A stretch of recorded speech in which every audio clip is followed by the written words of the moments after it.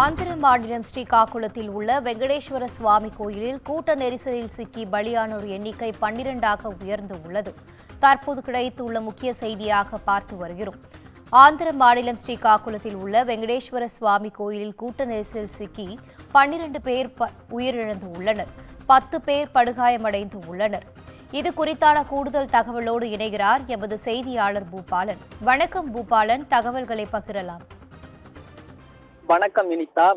ஆந்திரா மாநிலத்தில் ஸ்ரீகாகுளம் மாவட்டத்தில் உள்ள வெங்கடேஸ்வர சுவாமி திருக்கோவிலில் ஏற்பட்ட கூட்ட நெரிசலின் காரணமாக முன்னதாக 9 பேர் பலியான நிலையில் தற்போது 12 பேராக உயிரிழந்தவரின் எண்ணிக்கை அதிகரித்திருப்பதால் பக்தர்களிடையே பெரும் அதிர்ச்சியையும் பரபரப்பையும் ஏற்படுத்தியிருக்கிறது.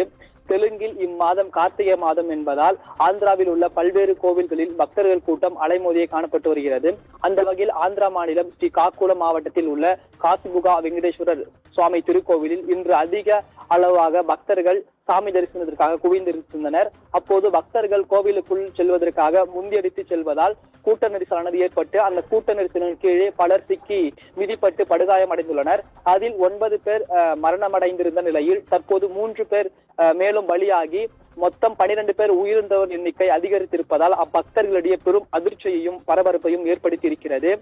சாமி தரிசனம் மேற்கொண்டு வந்த பக்தர்கள் உயிரிழந்தவர் எண்ணிக்கை அதிகரித்திருந்தாலும் கூட பல்வேறு பக்தர்கள் பல காயங்களுடன் தற்போது மருத்துவமனையில் சிகிச்சை பெற்று வருகின்றனர். அந்த கூட்ட நெரிசலை தற்போது சரி செய்யும் பணியில் ஈடுபட்டு வரும் காவல்துறையினர்கள் இந்த விபத்திற்கான பல்வேறு கோணத்தில் விசாரணையானது தற்போது மேற்கொள்ளப்பட்டு வருகிறது. தகவல்களுக்கு நன்றி பூபாலன்.